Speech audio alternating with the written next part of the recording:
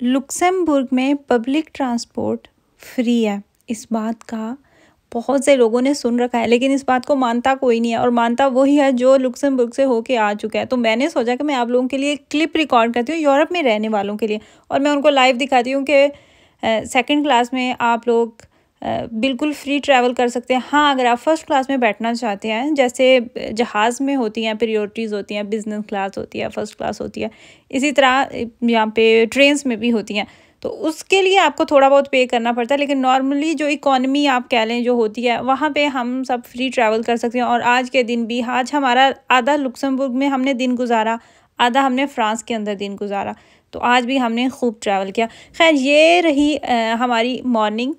जिस घर में हमने रात गुजारी थी, ये अपार्टमेंट था बेसिकली, और इसकी प्राइस थी मेरे ख्याल से कोई 80 के करीब थी। मुझे लगता है मैंने आपको लास्ट व्लॉग में बताया था। ये सारे अपार्टमेंट्स मेरे हस्बैंड ने बुक किया हुआ था। 24 आवर्स पहले हम कर देते थे, जब हमारा इरादा होता था कि हमने उस मुल्क में जाना है या उस सिटी के पास हमारा होगा और यहाँ पे सूटेबल होगा।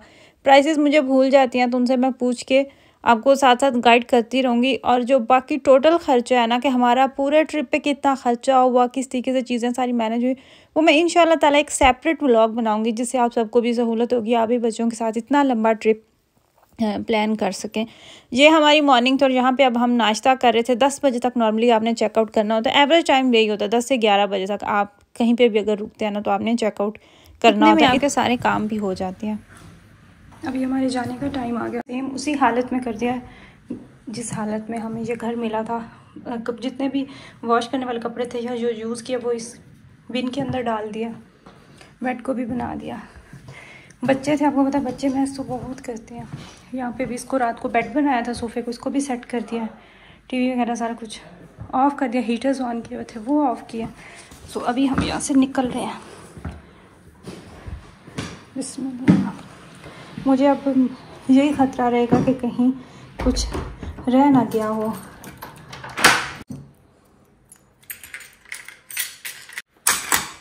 कैसे बंद, चलो बंद हो गई। अभी चलते हैं नीचे।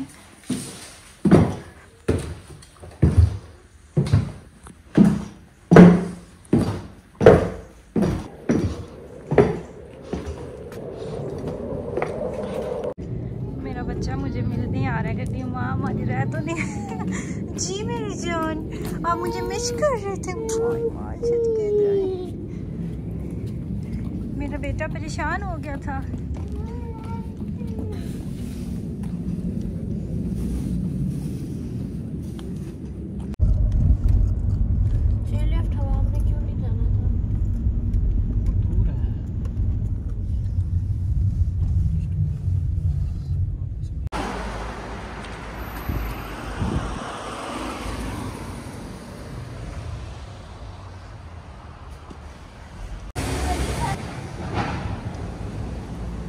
रीसेट हो गया।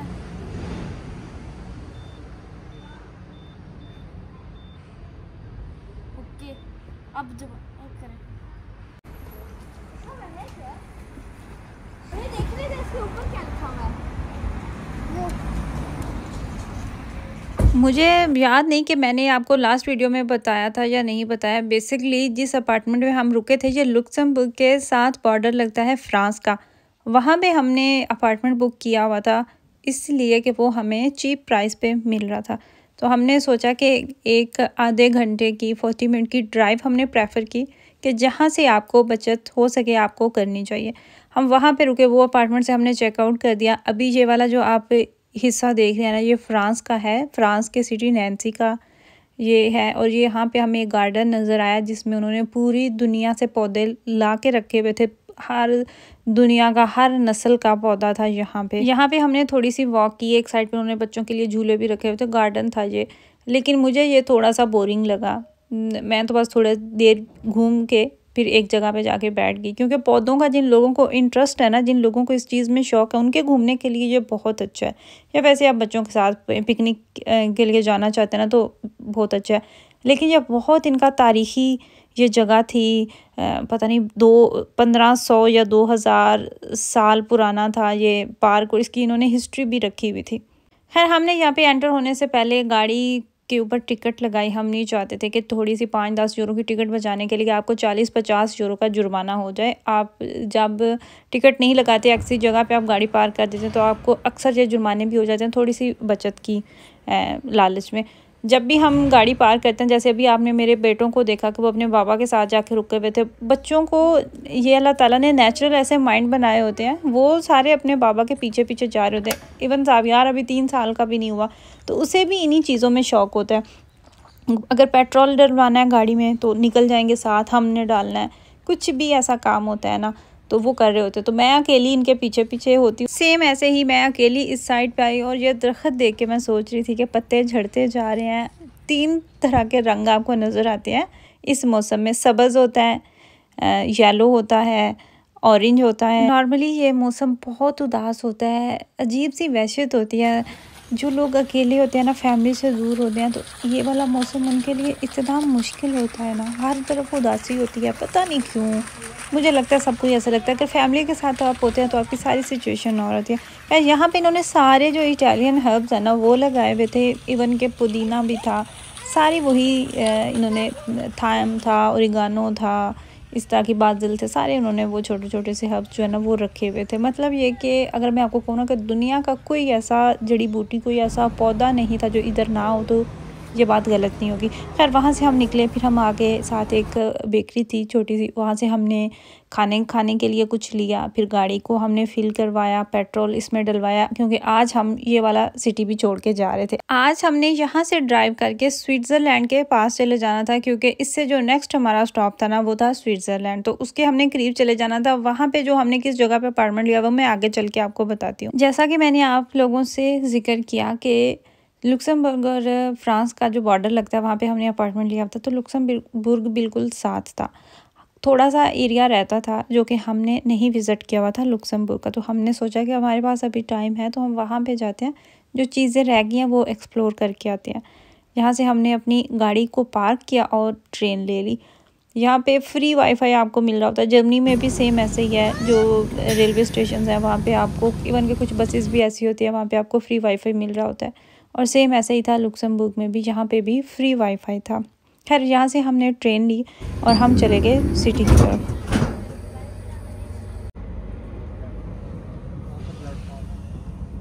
प्लेटफॉर्म 1 ये हमें पहुंचाएगी प्लेटफॉर्म 3।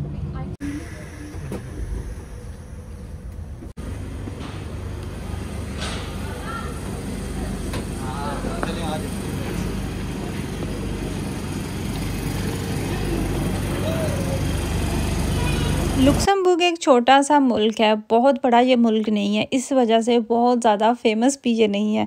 इसका थोड़ा सा एरिया रहता था, जो मेन सिटी है किसी भी मुल्क का ज़्यादा एक्सप्लोर करने वाला जो जगह होती है वो उसकी मेन सिटी ही होती है, और इसके मेन सिटी का नाम भी लुक्समबर्ग ही था। वहाँ पे हम गए, वहाँ पे थोड़ी सैर की, घूमे फिरे और फिर हमने खाना खाया।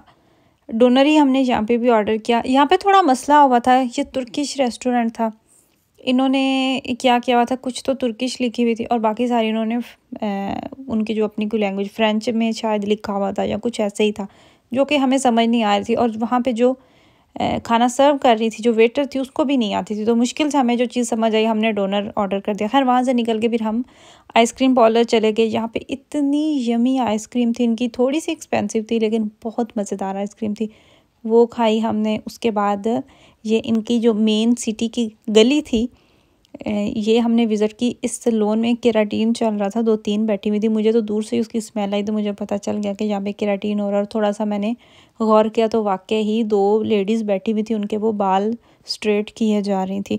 मैंने खुद ये तो काफ़ी दफ़ा करवाया तो इसलिए मुझे वो आइडिया हो गया कि ये जो धुआं है ना, धुआं बहुत ज़्यादा आता है जब भी आप करवाते हैं ना।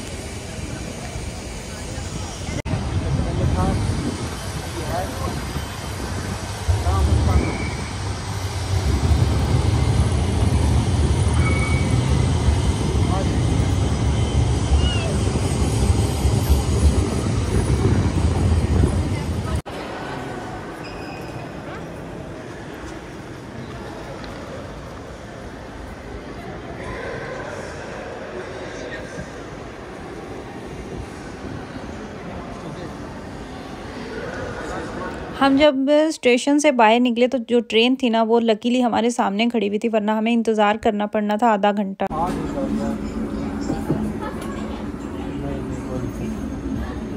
ये ट्रेन हमें जल्दी मिली तो हमें जो परेशानी थी वो ये थी कि जो नेक्स्ट ट्रेन है वो हमारी कहीं लेट ना हो जाए, क्योंकि वहाँ पे भी आधे घंटे के बाद ट्रेन आएगी और हम नहीं चाहते थे कि हमारा ज़रा सा भी टाइम वेस्ट हो।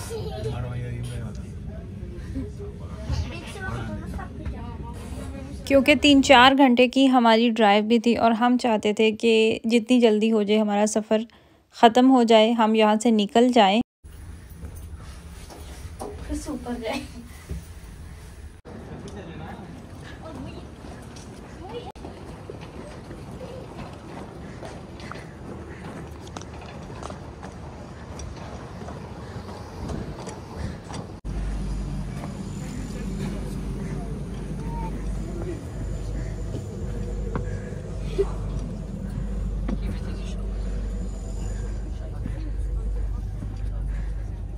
फाइनली जी हमने अपनी ट्रेन पकड़ ली, थोड़ा सा भागना पड़ा। वक्ती बड़ी वो टेंशन होती है, डिप्रेसिंग माहौल बन जाता है, लेकिन जब टाइम गुजर जाता है ना बाद में सोच के बड़ी हंसी आती है, बहुत मज़ा आता है कि ऐसा भी हुआ था।